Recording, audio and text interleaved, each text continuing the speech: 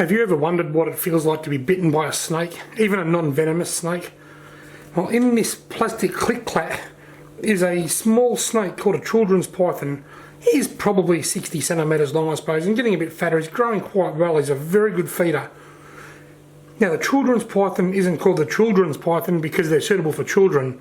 It's called a children's python because it was discovered by somebody children, I think, a herpetologist, somebody children or children's or something. But it's got nothing to do with children other than the name. It's just a coincidence.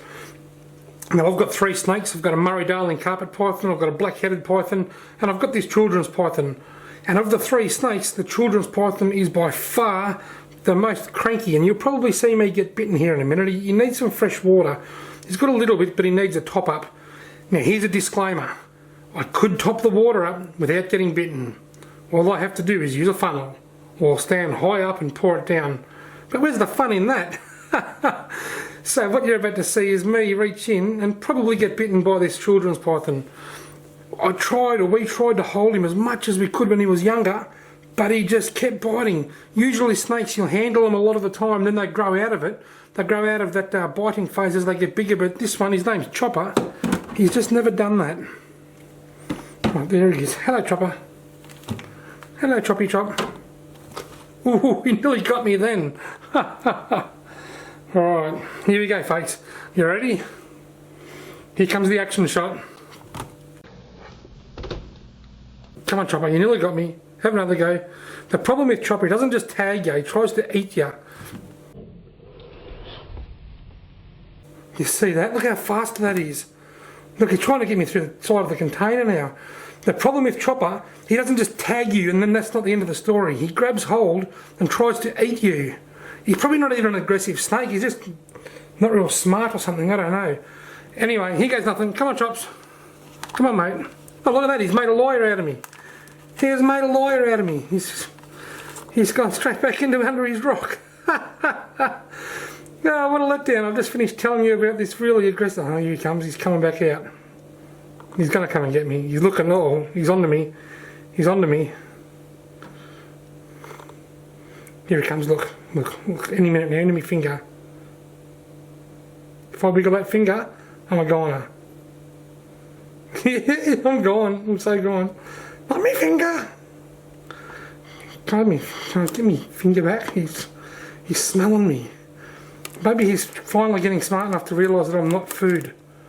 What are you doing? Oh.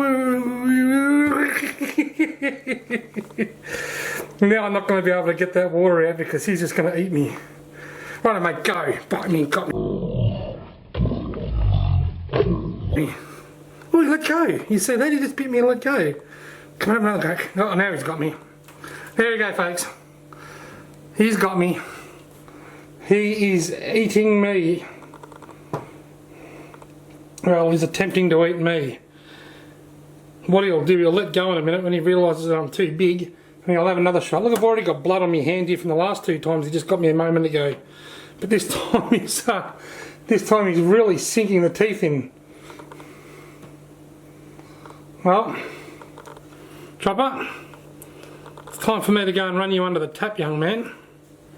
You've got to be careful when you pull them off because you don't want to break their teeth and leave their teeth in your hand. Yeah, choppy, choppy, choppy, choppy. I'm hoping that by unravelling him, he'll just naturally let go. Can you see under there? Look, can you see how far open his head is? If he lets go, I might be able to grab him behind the neck and just hold his tail. And then unwind him. While he's doing that, I'll do what I set out to do and top up his water.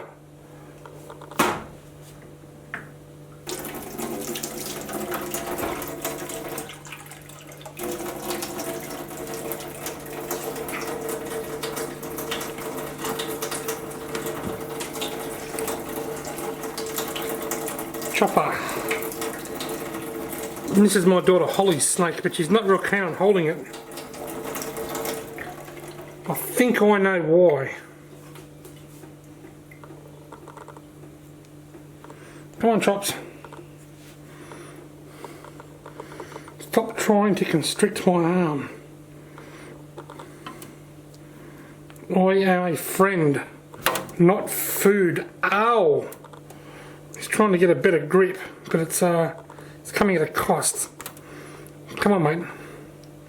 Look at that there. You can see his mouth there, where he's really digging right in. Look at that. Alright, mate. Come on. Come on. I've got a better offer for you. I'll thaw out a rat. Chopper eats frozen rats. So I'll thaw a rat out. I'll take it out of the freezer. I've got a few in the freezer there for him. All my snakes eat frozen rats of varying sizes. I wish they were all as easy to feed as Chopper. At the same time, I'm glad they don't all bite like Chopper. Because Chopper's getting to be a little bit on the hurty side as he gets bigger. Come on, mate. Let go. Let go. God, he's off. Alright. You've got fresh water there now, mate. Get back in under your rock. Get my hand out of there before it ends up getting bitten again. Look at that. That's where he grabbed hold. You can see that there. That's where he grabbed hold of the back of my hand, and that's where he tagged me on the front of the hand. And here he is in the background. It's going back under his rock. He's got a fresh water. He's got a bit of fresh water there.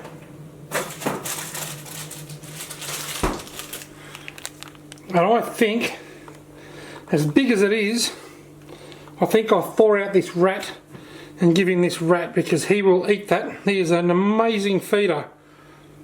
Sometimes a little bit too amazing. Hope he doesn't bite me on the ear. Snakes make the most amazing pets. Right, now before all you experts that don't know anything about snakes come out and tell me that it's so cruel to have that snake in such a small plastic container, there's your container. That's called a click-clack. Snakes aren't like cats and dogs and lots of other animals. They don't always want lots of space. The bigger the space, the more they've got to protect and look after. They like to live in a small environment, which is that click-clack. Then when he's big enough, he'll move into this enclosure. It's not quite ready to go. I've got to get some guards over the heat lamps and get rid of this UV light because children's pythons don't need UV light. So it's not quite ready to go, but it's pretty much ready. When he's a little bit bigger, I'll take him out of the click-clack and he can go in his own enclosure. When he's in there, he'll probably live under this rock, or I'll put some other sort of hidey spots, and he'll spend most of his days hiding, like he is now, under that hidey rock he's got there now. And he'll come out of an evening when it's dark and he feels a lot safer. But they don't always want big places.